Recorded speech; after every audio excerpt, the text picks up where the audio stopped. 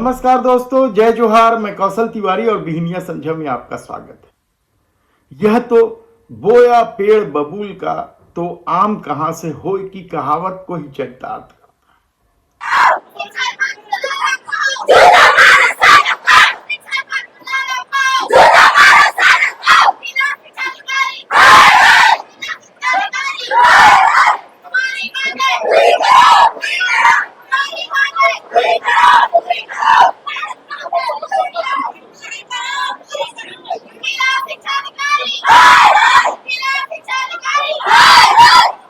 क्योंकि भारतीय जनता पार्टी ने पूरे देश में मुसलमानों के खिलाफ जो विश्वमन किया था, वह अब क्या बच्चों के दिलो दिमाग में बैठ चुका है और उसका असर अब उनके खिलाफ ही होने लगा है।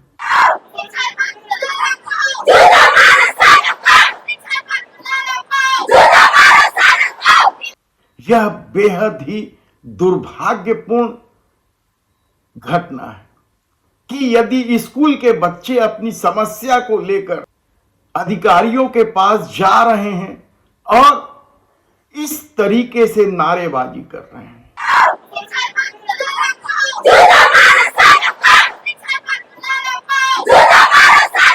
समाज को किस तरीके से गढ़ा जाने लगा था इस दौर में पिछले 10 सालों में, उसका यह दुष्परिणाम है कि बच्चे अब इस तरीके से नारे लगा रहे हैं।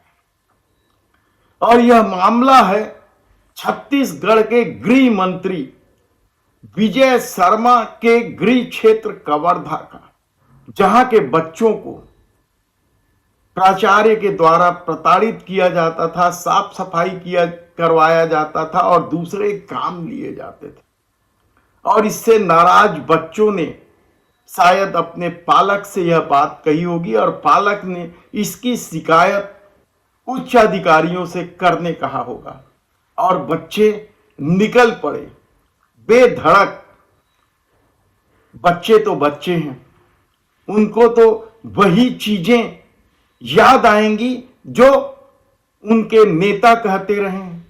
याद कीजिए आपकी कवर्धा में किस तरीके से सांप्रदायिकता का जहर घोलकर चुनाव जीतने की कोशिश की गई या राजनीति साधी गई, और शायद उसका ही दुष्परिणाम रहा कि बच्चों में यह नारा दिलो दिमाग तक बैठ गया।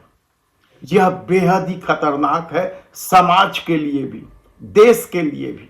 लेकिन एक वर्ग विशेष के खिलाफ विश्वमन करने वाले शायद यह नहीं सोचते, उन्हें तो अपनी कुर्सी और राजनीति दिखती है।